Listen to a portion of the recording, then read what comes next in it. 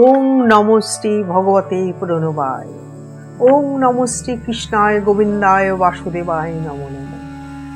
শুধু চোখ দিয়ে ঈশ্বরকে দেখা যায় না, তাকে দেখতে হলে বিশ্বাস ও ভক্তির প্রয়োজন।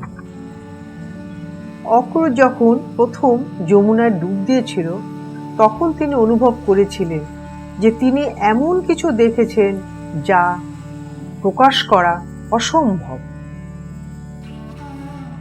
মথুরার অত্যাচারী রাজা কংস জানতেন যে দেবকীর অষ্টম পুত্র শ্রীকৃষ্ণের হাতে তার ধ্বংস নিশ্চিত।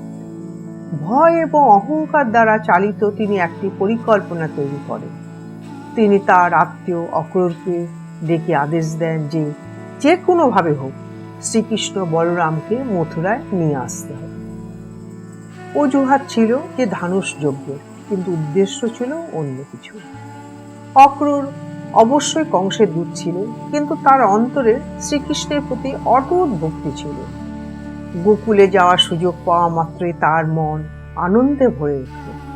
যাত্রার সময় সে বারবার ভাবতে থাকে, আজ আমার জীবন ধন্য হবে, আজ আমি সেই ভগবানের দর্শন পাব যার এক আভাস পেতে দেবতা ও ঋষিরাও কামনা করে। অক্রূর যখন গোকুলে পৌঁছালো, শ্রীকৃষ্ণ বলরামকে প্রথম দেখেন, তিনি তখন মুগ্ধ হয়ে যান। উভয় ভাইয়ের কি তেজ, তাদের মিষ্টি হাসি এবং অলৌকিক সৌন্দর্য দেখে তার হৃদয় ভক্তিতে ভরে গেল।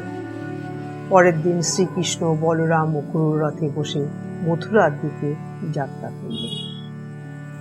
যমুনার তীরে অক্রূরের প্রথম দিব্য দর্শন।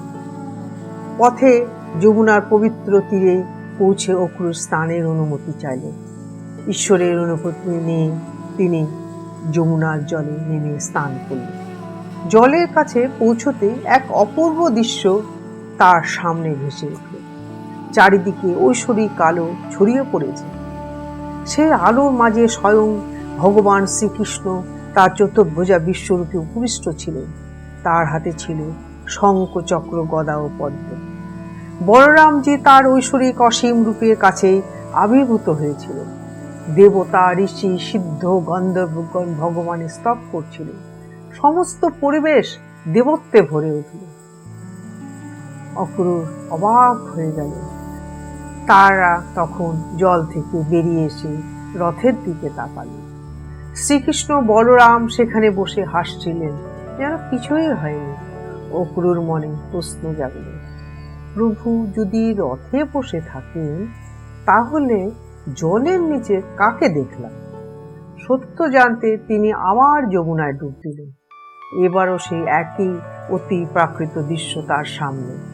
এখন আর কোনো সন্দেহ নেই। অক্রূর বুঝলেন, গোকুলের এই শিশুটি কোনো সাধারণ মানুষ নয়, স্বয়ং বিশ্বজগতের সৃষ্টিকর্তা, যিনি তার লীলা দিয়ে বিশ্বকে মোহিত করেছেন। অক্রূর চোখ থেকে প্রেমের অশ্রু ঝরতে লাগলো। তিনি হাত গুটিয়ে ভগবানের পায়ে প্রণাম করলেন আর আবেগ আপ্লুত হয়ে বললেন, হে প্রভু, আজ আপনি আমাকে অসীম দয়া দেখিয়েছেন। আপনার আসল রূপ দেখে আমার জীবন সফল হয়েছে, ধন্য হয়েছে। ভগবানের কৃপায় তার হৃদয়ে ভক্তি, ভালোবাসা পরম আনন্দে পরিপূর্ণ হয়ে ওঠে। শুধু চোখ দিয়ে ঈশ্বরকে দেখা যায় না, তাকে দেখতে হলে বিশ্বাস ও ভক্তি ও দৃষ্টির প্রয়োজন। যার অন্তরে সত্যিকারের ভালোবাসা ও নিবেদন থাকে, ভগবান স্বয়ং তাকে তার ঐশ্বর্যরূপে অনুভব করে। রথে বসা কৃষ্ণ একই ছিল, আর যমুনার ভিতরে বসা নারায়ণও একই ছিল। আর ঠিক সেই মুহূর্তে অক্রূররা জানল যে গোকুলের এই দুষ্টু শিশুটি আসলে সমগ্র বিশ্ব ব্রহ্মাণ্ডের কর্তা। হরি ওম। ওং গুরু কৃপা হি কেবলম, ওং গুরু কৃপা হি কেবলম, ওং গুরু কৃপা হি কেবলম।